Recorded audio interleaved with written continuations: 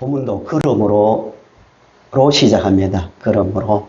신앙은 논리라고 했습니다.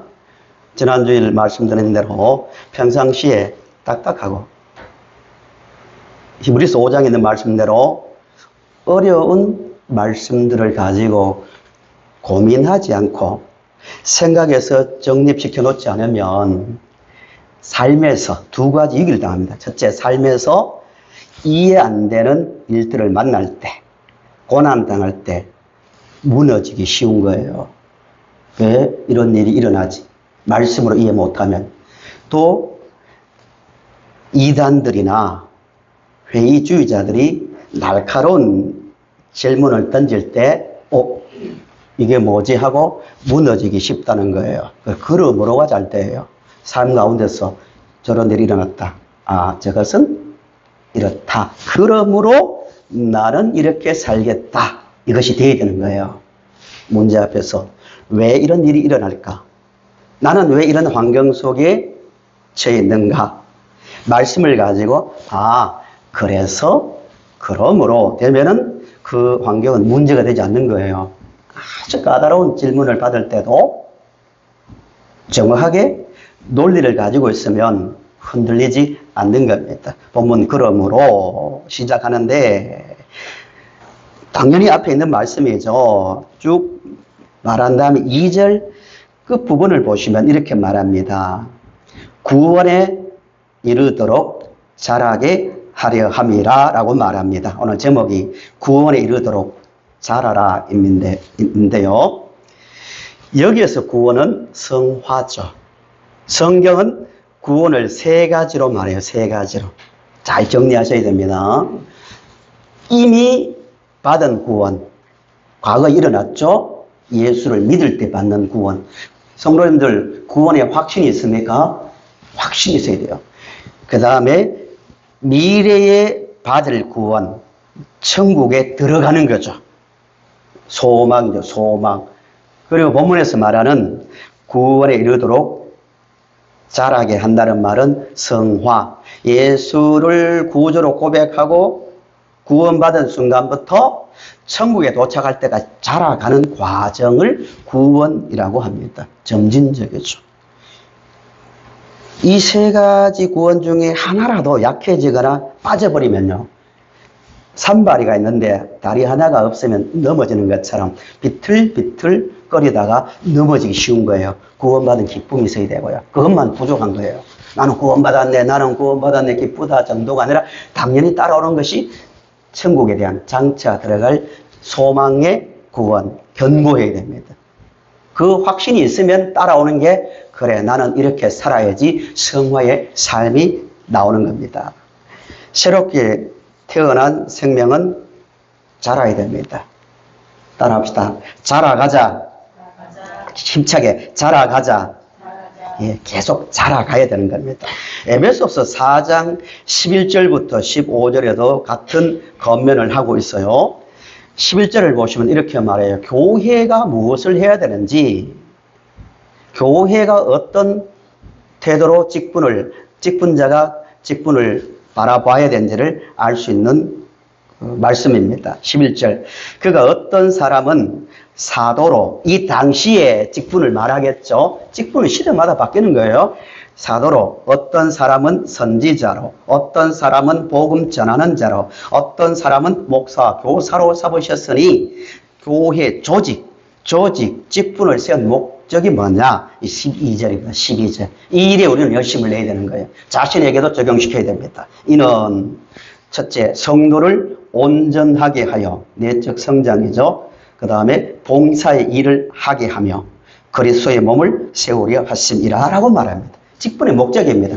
한 사람 한 사람을 세워가는 것.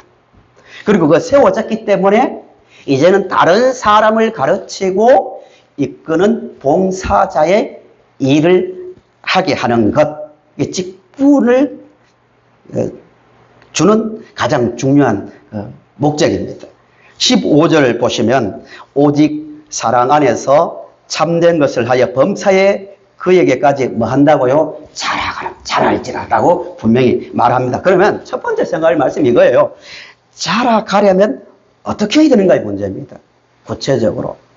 두 가지를 말하는데요, 본문에서. 첫째는 믿음 성장에 방해되는 것은 버려야 됩니다. 가끔 가다 보면 뭔가 은혜를 사모하고 성장을 원하지만 잘하지 않는 분들이 있는데 그 중에 가장 중요한 원인이 뭐냐면은 버려야 될 것을 버리지 않고 옛 것은 여전히 가지고 있으면서 잘하려고 하는 모습을 범하고 있는 것을 많이 봅니다. 1절에서 이렇게 말합니다. 그러므로 모든 악독과 모든 기만과 외식과 시기와 모든 비방하는 말을 말하고요. 버려야 된다고요. 의도적으로 속이는 것, 기만, 외식, 말은 그렇게 하지만 행동은 다르게 하는 것, 뭐 시기는 비교식, 뭐 비방, 다 같은 뿌리입니다. 뭐냐 하면은 육신의 욕망을 따라 살면서 자라기를 원하는 것은 모순이라는 겁니다. 기만, 외식, 시기, 비방 다 뿌리는 자기 욕망이거든요. 내 육신적 욕망을 따라 가는 그 소유욕을 갖고 있으면서 자란다는 것은 불가능합니다. 구원받은 성도에게도요, 우리 성도님들에게도 구원받기 전에 그 육신을 따르는 악한 본성이 남아있다는 것을 인정해야 됩니다. 언제든지 올라올 수 있습니다. 그것을 점진적으로 우리는 제거하면서 줄여나가야 됩니다. 예수 믿기 전에 그 삶을 버리는 것을 성경은 여러 곳에서 옷을 입고 벗는 것에 비유했습니다. 입으라, 벗으라, 에베소나 여러 곳에서 많이 나오죠. 기억나시죠? 옛 생활을 벗어버리고 예수를 믿은 후에 가져야 될 새로운 행동을 입는 것으로 성경은 표현합니다. 행동을 강조하는 거죠. 쉽게 말하면 행동해야 되죠. 저거 강단에 올라오는데 예를 들어서 옷을 여기에 맞는 옷을 입어야지 하고 마음으로 결심하고 실제는 반바지 입고 슬리퍼 신고 러닝 입고 오면 됩니까? 안 됩니까? 이건 우스운 일이지만 신앙생활을 의외로 그렇게 하는 분들이 많이 있다는 거예요. 말씀을 들어요. 그렇게 살아야지, 이렇게 해야지, 맞아 하고 때로는 눈물도 흘립니다. 맞아, 저게 맞아, 저게 좋은 일이야 하면서 행동화 시키지 않으면 계속 그 패턴 속에서 쳇바퀴 돌듯 하면 잘하지 않는단 말입니다. 감정이 올라갈 때는 굉장한 내가 뭔가 대단한 사람 같지만 내 감정이 가라앉으면 내가 뭘 하고 있지 할 정도로 내면이 공허해져 버리는 거예요. 완벽하지 않더라도 계속 행동하는 거예요. 아, 이건 버려야 돼. 이 말씀을 보니까 또 이렇게 살아라고 해 하고 그렇게 실천하려고 발버둥 치는 것. 그 과정 속에서 성장이 일어나는 겁니다. 로마서 13장 12절에서 14절을 보시면 이 행동으로 옮기는 것에 대한 그 중요성을 말하고 있습니다. 12절 보시면 밤이 깊고 낮이 가까웠으니 그러므로 우리가 어둠의 일을 뭐 한다고요? 벗으라고 분명히 말합니다. 덮고 빛의 갑옷을 입자. 14절을 우리 같이 읽어보실까요? 시작. 오직 주 예수 그리스도로 옷 입고 정욕을 위하여 육신의 일을 도모하지 말라. 아멘. 4장, 에베소서 4장 22절에서 24절요. 교회마다 거의 대부분 이런 그 권면을 하고 있습니다. 너희는 유혹의 욕심을 따라 썩어져가는 구습을 따르는 옛 사람을 벗어버리고 24절 하나님을 따라 의와 진리의 거룩함으로 지으심을 받은 새 사람을 입으라고 말합니다. 골로새서 3장 7절에서 17절 또 마찬가지입니다. 벗어버려라, 벗어버리고 새 사람을 입었으니 입은 자리라 라고 계속 말하고 있습니다. 성도 여러분, 우리는 설교를 끊임없이 듣고 있습니다.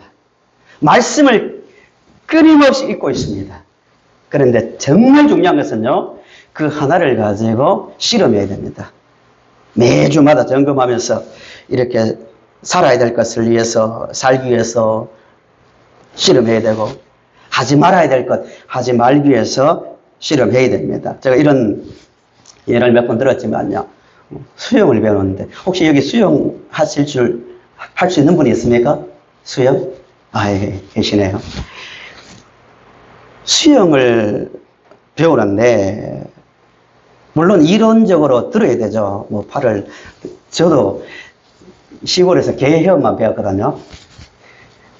친구가 수영장 가서 저보고 내기 하재요. 저 100m인지 하여튼 그때 돌아오기 내기를 한 거예요. 한 50m 정도 되겠네요.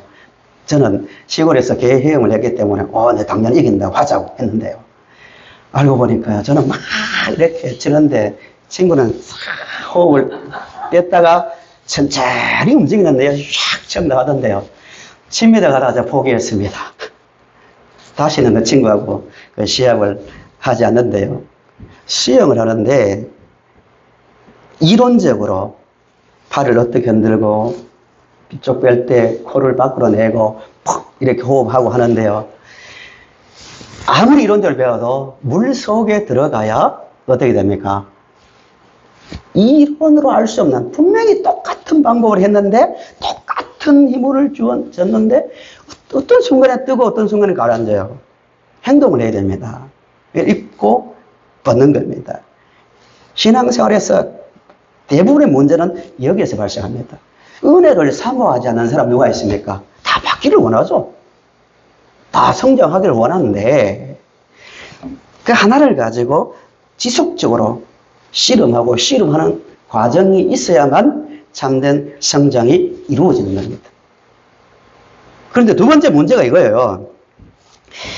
옛 것을 벗어버리고 새로운 옷을 입는 것처럼 행동의 변화는요, 자기 의지로만 되지 않는다는 게 문제가 있습니다. 기도하고 오늘도 내 믿음이 이러면 안 되지. 바르게 살아야지, 자라야지, 더 잘 믿어야지.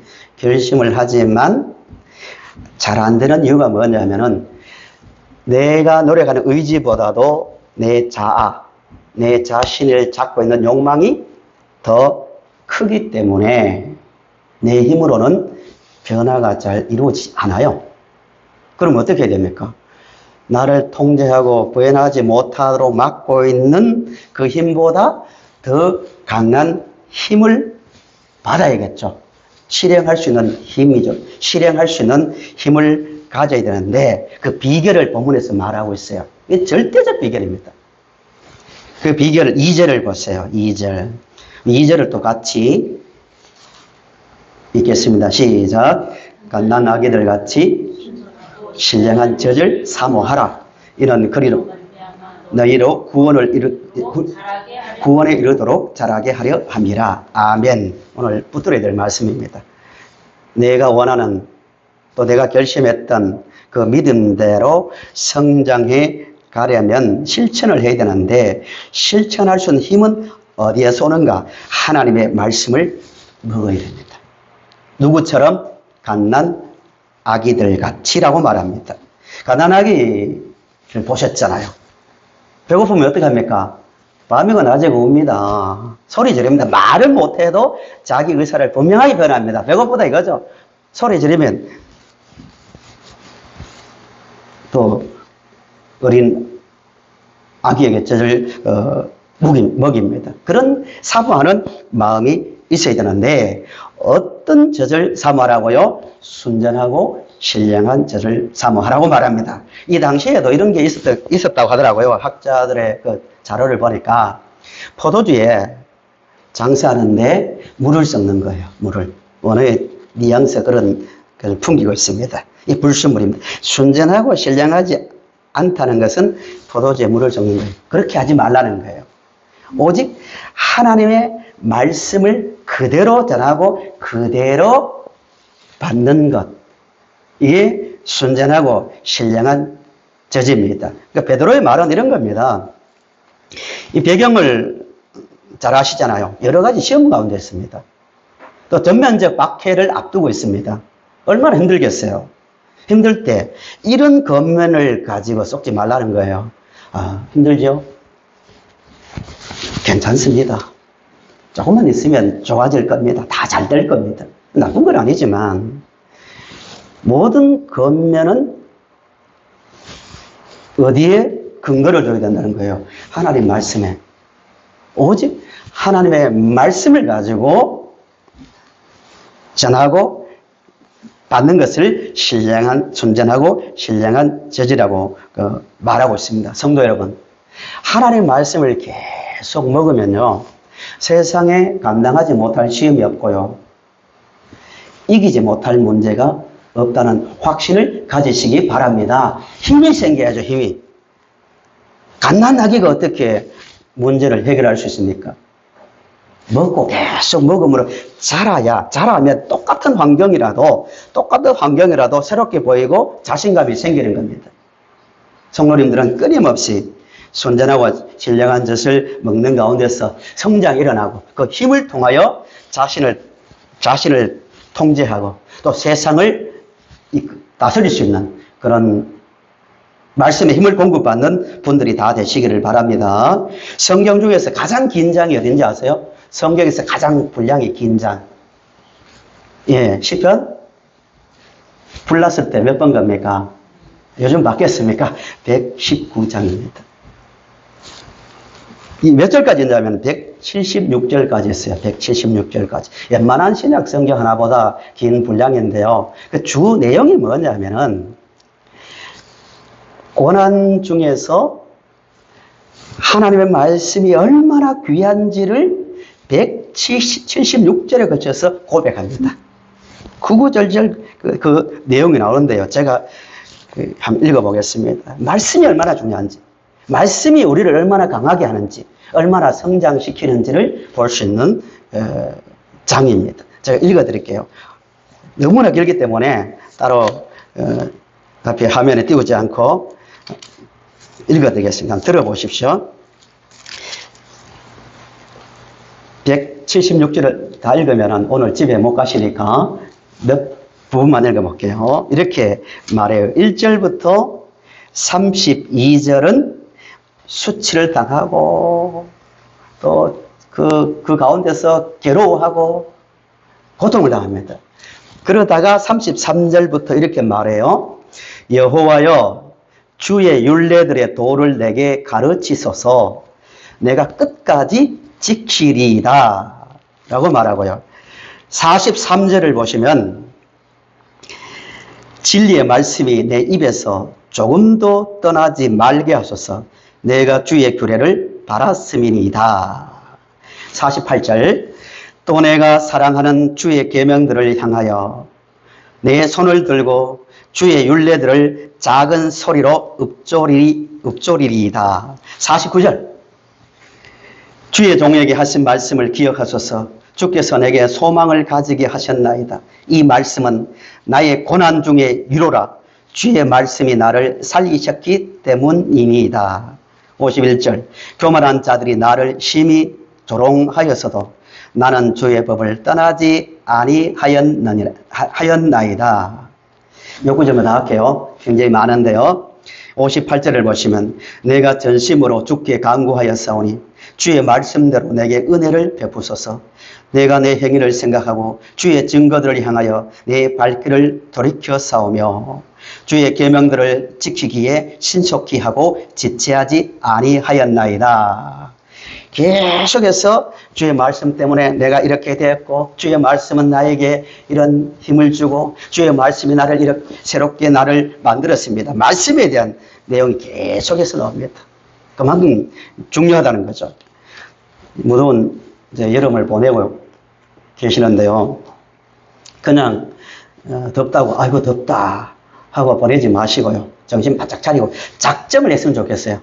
이번 여름을 보내기 전에 7월, 8월을 보내기 전에 내가 말씀을 딱 분량을 정해놓고 이것만큼은 읽고 묵상하고 보낸다는 각오를 하셨으면 좋겠어요.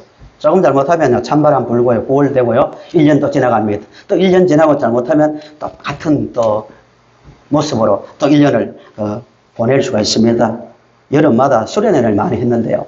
최고의 수련회는요, 자발적으로 내가 말씀을 펼쳐서 보고 읽는 그 습관을 들이는 겁니다. 그것 하려고 수련회 하는 것 아닙니까? 이번 여름에 마음에 작정을 하시고요.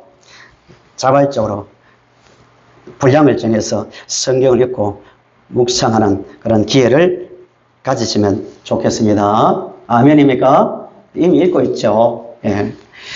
지금은 뭐 그런 일이 별로 없지만 저도 그런 말들을 많이 들었습니다. 옛날에는 굶는 분들이 많이 있었다고 합니다. 뭐 보릿고개 이야기도 있고요. 연세 드신 분들은 잘 아시겠지만 TV를 통해서나 어떤 분들의 말을 들을 때 참 가슴 아픈 장면이 뭐냐면은 먹을 게 없으니까 자녀들이 부모가 보는 데서 굶는 거예요. 그래도 뭐 힘이 없으니까 줄 수 없는 거예요. 바라만 보고 있는 거예요. 괴로운 일이죠.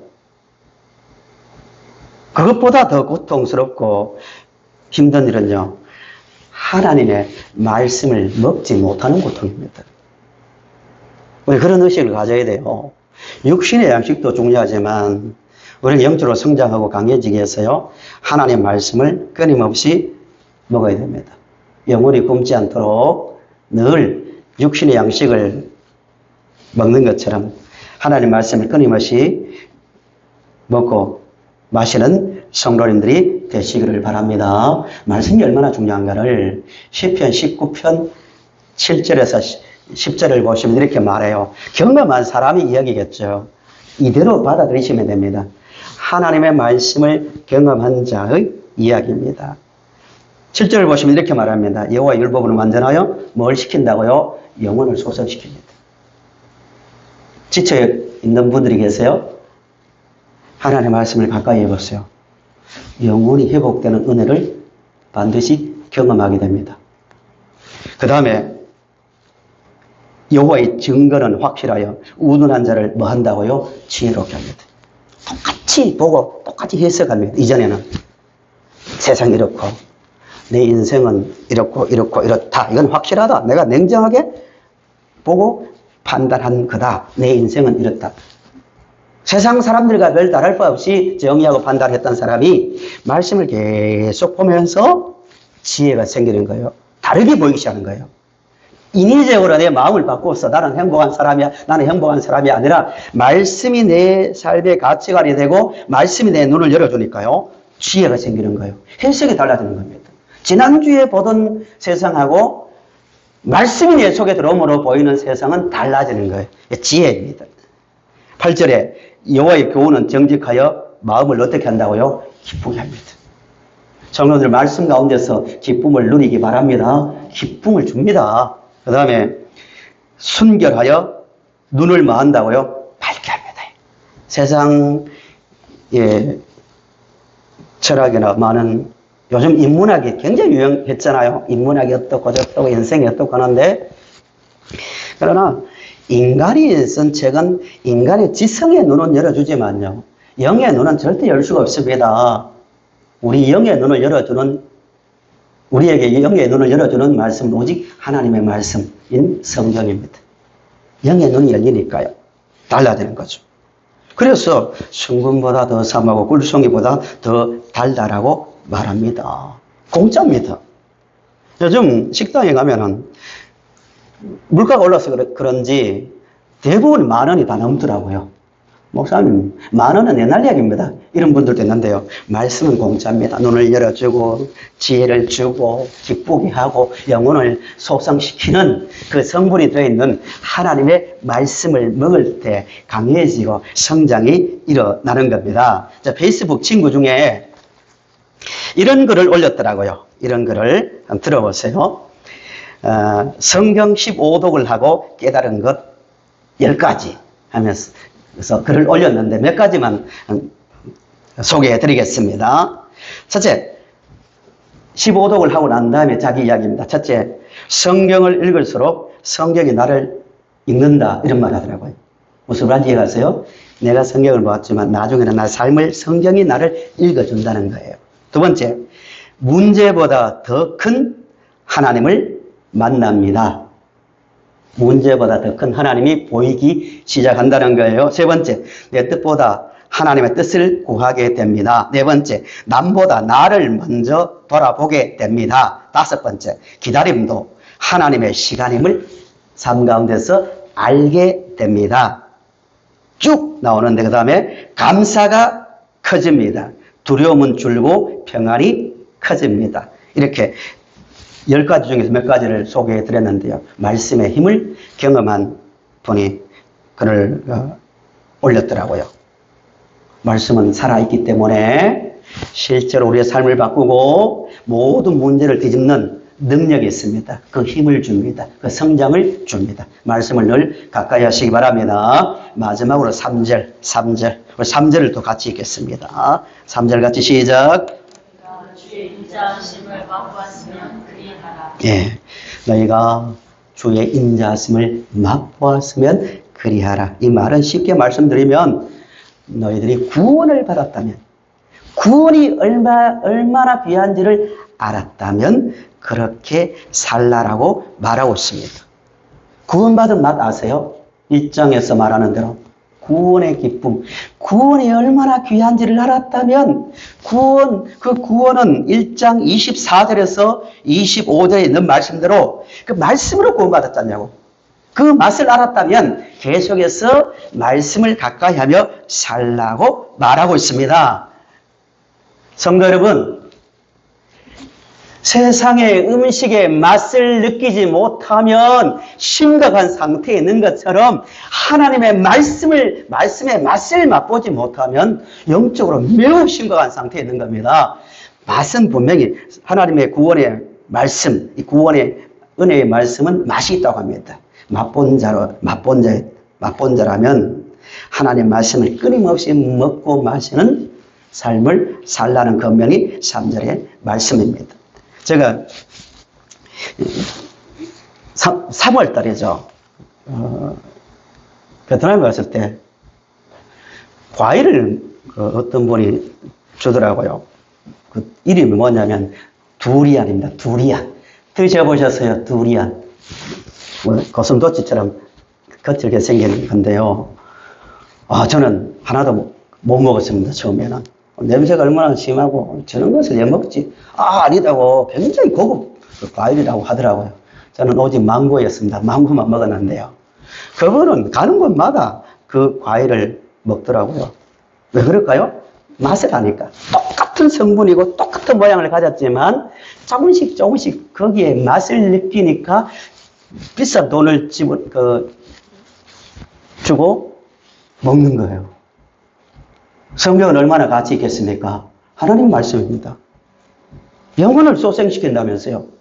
눈을 열어준다고요. 힘을 준다고요. 그 말씀의 맛을 날마다 느끼면서 살아야만 우리가 진정으로 성장이 일어나고 세상과의 싸움에서 우리는 이길 수 있습니다. 3절 말씀을요, 우리 좀 더 다가오게 표현하면 성도 여러분, 아무나 구원의 맛을 볼 수 있는 것도 아닙니다. 이런 이야기입니다. 어마어마한 천지를 만드신 성삼위 하나님께서 여러분을 위해서 십자가에 달려 죽으셨기 때문에 여러분은 구원이라는 맛을 본 겁니다. 아무나 볼 수 있는 것도 아닙니다. 하나님의 말씀의 맛을 세상 사람들은 볼 수 없습니다. 어마어마한 복입니다. 그러니까 그 귀한 말씀을 가까이 하십시오. 이것이 3절 이야기입니다. 오늘 이야기를 많이 하는데요. 이 이야기를 하고 이제 말씀을 정리합니다. 동화 중에서 안데르센 동화가 있는데, 미운 오리 새끼라는 짧은 동화가 있어요. 이런 내용입니다. 어느 오리 집에 오리가 태어났는데 알을 깨고 나옵니다. 예쁘다 하는데 마지막에 알을 깨고 나온 오리를 보니까 색깔도 다르고요. 모양도 다르거든요. 왜 이렇게 못생겼지 하고 그때부터 오리 가족들은 그 오리를 미워하는 거예요. 무시하는 거예요. 그 농장에 가도 무시하고 어디에 가도 너는 왜 그렇게 생겼냐 못났냐 해서 그래서 미운 오리가 된 거예요. 그래서 나는 집을 떠나야겠다 하고 농장에 담을 넘어서서 다른 곳으로 갑니다. 중간에 기러기도 만납니다. 기러기도 비슷한 말을 합니다. 왜 그렇게 못생겼냐? 너는 왜 그렇게 생겼냐? 하다가 고양이와 암탉을 키우는 어느 할머니 집에 간 거예요. 집에 갔었는데 할머니는 눈이 어두워서 미운 오리 새끼가 닭인 줄 알고 알을 기대하고 있었는데요. 한 달이 지나도 알을 못 넣는 거예요. 그래서 고양이가 오리에게 말하는 거예요. 너 뭘 잘하냐고 하니까 나는 헤엄을 잘 취하니까 고양이가 아이고 그런 거 잘했어 못해 하고 거기서도 무시당하는 거예요. 그래서 호수로 나와서 거기에서 혼자 추운 겨울을 보낸 거예요. 내용 아시죠? 보냈는데 그동안 자랐을 거 아니에요. 그런데 기지개를 한다고 날개를 쭉 펼쳤는데 이상한 거예요. 가벼운 거예요. 조금 흔드니까 공중으로 뜨는 거예요. 그러다가 힘차게 저으니까 공중으로 쭉 나는 날다가 호수로 내려갔는데 다른 백조들이 보고 야, 너 참 예쁘게 생겼다. 멋있게 생겼다. 하고 이야기를 한 거예요. 그때 물에 비친 자신의 모습을 보니까 자기가 뭔지 알았습니까? 백조인지를 알았다는 겁니다. 무슨 말씀이냐면은 우리는 예수 그리스도의 피로 구원을 받은 백조입니다. 믿으세요? 따라합시다. 나는 백조다. 힘차게 나는 백조다. 네, 그런 확신이 있어야 돼요. 세상 사람들 말 듣고 나는 왜 이럴까? 세상 사람들은 나를 왜 이렇게 평가할까가 아니라 우리는 주 예수 그리스도의 피로서 구원의 은혜의 맛을 본 십자가라는 구원의 은혜의 맛을 본 하나님의 백성이라는 영적인 백조입니다. 자긍심을 가지십시오. 세상에서 나는 가장 존귀한 자임을 알고 사시면 됩니다. 그러므로 우리가 할 일은 오직 하나님의 말씀에 순종하며 하나님의 말씀을 먹고 살아가면 되는 겁니다. 말씀이 모든 것을 채워주고 말씀이 모든 길로 바른 길로 인도해주고 저 천국에 도착할 때까지 우리를 보호해 줍니다. 그 확신을 가져야 됩니다. 말씀의 결론입니다. 성도 여러분, 우리는 구원을 받았어요. 분명히 받았습니다. 어마어마한 구원입니다. 1장에서 말하는 대로. 구원 하도 많이 들으니까 당연하게 들릴지 모르지만 어마어마한 구원입니다. 세상 사람들과 다릅니다. 세상 사람들은 자기 모든 것을 팔아도 살 수 없는 구원을 받았습니다. 하나님의 백성이 되었습니다. 말씀으로 구원을 받았습니다. 이제 우리가 할 일은 생명이신 하나님의 말씀인 성경을 손에 들고 말씀을 읽고 묵상하며 그 말씀대로 살아가는 겁니다. 그 삶이 참된 성령을 이룹니다.